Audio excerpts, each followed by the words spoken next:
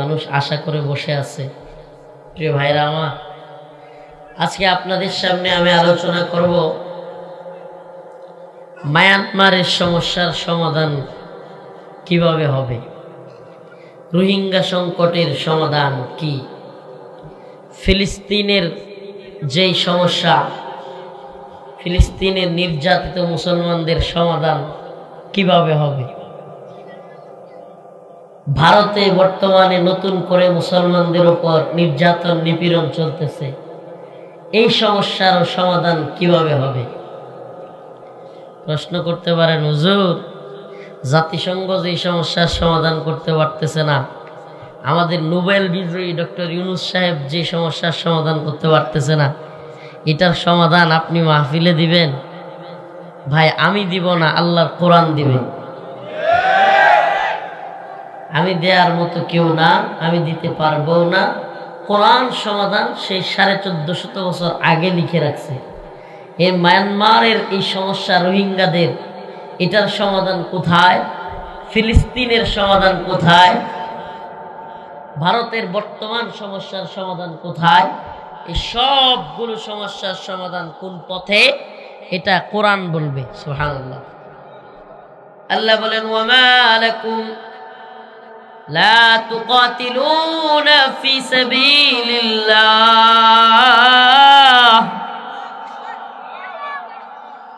ওয়ামা লাকুম লা তুকাতিলুনা ফি সাবিলিল্লাহ ওয়াল মুস্তাদাফিনা মিনার রিজাল ওয়ান নিসাই ওয়াল উলদানি আল্লাযীনা يقولون ربنا أخرجنا من هذه القرية الظالم أهلها واجعل لنا من لدنك وليا واجعل لنا من لدنك نصيرا। যেহেতু বলছি ফিলিস্তিনের সংকটের সমাধান, রোহিঙ্গা সমস্যার সমাধান, বর্তমান ভারতীয় আধিপত্যবাদ কিংবা মুসলমানদের উপর যে নতুন আইন তৈরি করেছে, ওয়াকফ বিল, শুনছেন আপনারা? এটার নাম শুনছেন? ওয়াকফ আইন। মুসলমানদের মাদ্রাসা, মসজিদ, ঈদগাহ, ওয়াকফ সম্পত্তিগুলো দখল করে নিচ্ছে। সমস্যার তো অভাব নাই, এত এত সমস্যা, অথচ আল্লাহ কোরআন বলতেছে সমাধান একটা পথে। কিছুদিন আগে, এই তো রিসেন্ট, মানে একেবারে মনে হয় 1 মাস হবে কিনা, 15-20 দিন আগে বা 1 মাস আগে হয়তো জাতিসংঘের মহাসচিব আসছিল বাংলাদেশে। বলতে পারেন আপনারা? রোজার মধ্যে, তাইলে তো 1 মাসই হবে মনে হয় নাকি? 1 মাস জাতিসংঘের মহাসচিব আসছিল। রোহিঙ্গাদের যে ক্যাম্প কক্সবাজারে, সেটা ঘুরে আসছে। আরে মিডিয়ায় তুলপার বলা হয়েছে 1 লক্ষ রোহিঙ্গাকে ফেরত নিবে। আগামী রমজানের ঈদ উদযাপন করা হবে সেই রোহিঙ্গাদের সাথে মায়ানমারে গিয়া। শুনছিলেন গল্প? হ্যাঁ, এই গল্প শুনছিলেন? আমার আলোচনা বুঝতে হইলে আগে এই উদাহরণগুলো বুঝতে হবে। এখন আজকে আমাদের প্রধান উপদেষ্টার প্রেস সচিব বলল রোহিঙ্গাদের প্রত্যাবর্তন সম্ভব না। রোহিঙ্গাদের প্রত্যাবর্তন সম্ভব না।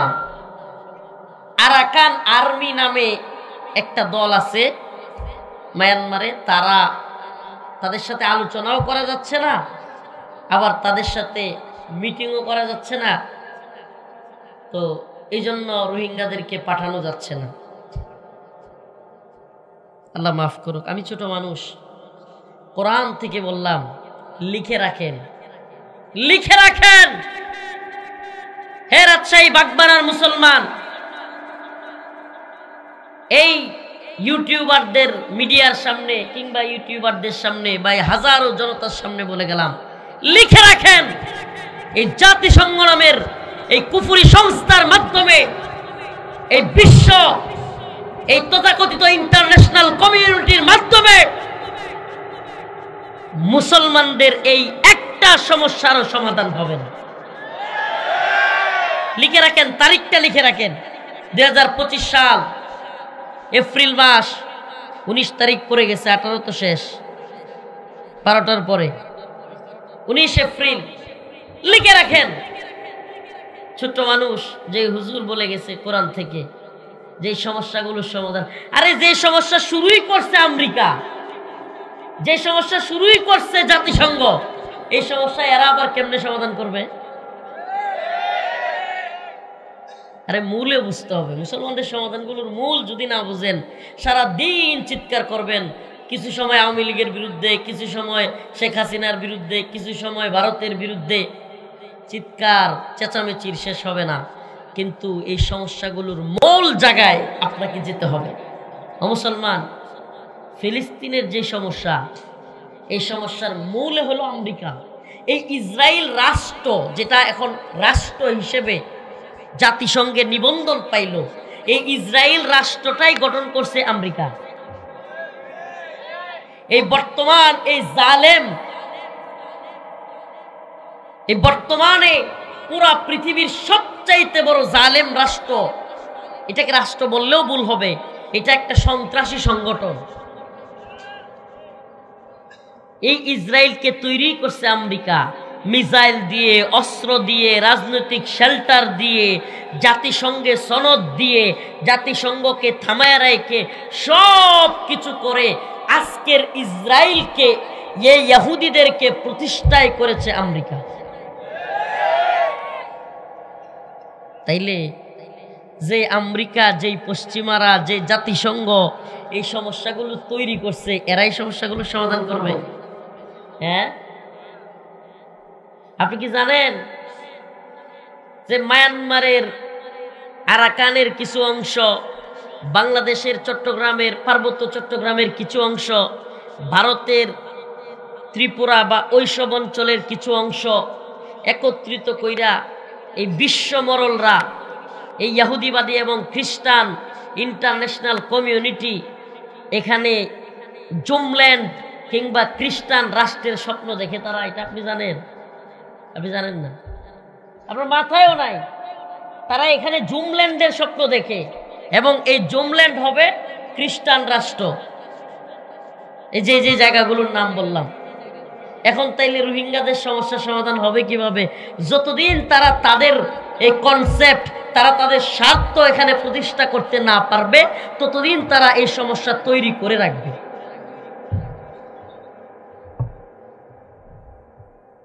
প্রিয় ভাইরা আমার, একদিকে গ্রেট ইসরায়েল, ইহুদিবাদীরা পুরো পৃথিবীতে ইহুদিবাদী সাম্রাজ্য প্রতিষ্ঠা করার জন্য তাদের রোড ম্যাপ তৈরি করে রেখেছে। তাদের অর্থায়ন, তাদের যুদ্ধ, তাদের অর্থনীতি, তাদের পুরো সেক্টরগুলো এই নতুন তাদের যেই রোড ম্যাপ, তাদের যে তামান্না, তাদের যে স্বপ্ন গ্রেট ইসরায়েল রাষ্ট্র প্রতিষ্ঠা করা, সেটা কি? ইহুদিবাদীদের এমন এক রাষ্ট্র হবে যেটা পুরো পৃথিবী শাসন করবে। আপনি কি জানেন বর্তমান আমেরিকার আদর্শ, বর্তমান আমেরিকার নীতি নির্ধারণ করে ইহুদিবাদীরা? আমেরিকার নীতি ঠিক করে এই সিনেটর বলেন, মার্কিন সিনেট বলেন, মার্কিন পররাষ্ট্র মন্ত্রণালয়ের অবস্থান বলেন, কিংবা তাদের নীতি নির্ধারণী ফোরাম বলেন, সব কিছু ঠিক করে এই ইহুদিবাদীরা। প্রিয় ভাইরা আমার, কি বললাম? একটু আলোচনা বুঝতে একটু কষ্ট হলে আমি সহজ করে দিব, কিন্তু একটু বুঝবার চেষ্টা করেন উম্মার বর্তমান পরিস্থিতি এবং এটার সমাধান কোরআন কি বলে। এখান থেকে নিতে হলে আপনাকে এই প্রথম কথাগুলো, বর্তমান বিশ্ব পরিস্থিতিটা একটু বুঝতে হবে। ইহুদিবাদী ইসরায়েল, তাদের তামান্না কি? দ্য গ্রেট ইসরায়েল রাষ্ট্র গঠন। গ্রেট ইসরায়েল কি? আরো সহজ করে বললে পুরা পৃথিবী ইহুদিবাদীরা শাসন করবে। কারা শাসন করবে? তাইলে এটা করতে হলে কি করতে হবে? অর্থনৈতিকভাবে পুরা পৃথিবীর রাজত্ব তৈরি করতে হবে, সামরিকভাবে পুরা পৃথিবীর রাজত্ব তৈরি করতে হবে। এমনকি ফুড, খাবার, বিশ্বের খাবারের নিয়ন্ত্রণ আমাদের হাতে নিতে হবে। কিভাবে নিব? পুরো পৃথিবীতে ইসরায়েলি প্রোডাক্ট দিয়া, ইসরায়েলি পণ্য দিয়া একেবারে ভরপুর করে ফেলতে হবে। মুসলিম রাষ্ট্র 90% মুসলমান চিল্লাবে আমাদের বিরুদ্ধে, কিন্তু সেই রাষ্ট্রের প্রধানতম এয়ারপোর্ট শাহজালাল আন্তর্জাতিক বিমানবন্দরে আমাদের পণ্য থাকবে, আমাদের ইকুইফিনা থাকবে, আমাদের কিনলে পানি থাকবে, আমাদের পানি ব্যতীত অন্য কোনো পানি থাকবে না। আবার কয় ঠিক? কিছু বুঝছেন আপনি? সেই ইসরায়েল কত দূরের রাষ্ট্র, অথচ আপনার আমার এই যে আজকেও বিমানে আসলাম রাজশাহী, আমাদের বিমানবন্দরে ইকুইফিনা এবং কিনলে ব্যতীত অন্য কোনো বাংলাদেশি পানি কিংবা অন্য কোনো পানি পাওয়া যায় না, ইসরায়েলি পণ্য। আপনি বুঝতে পারেন ইসরায়েলের ক্ষমতাটা কত।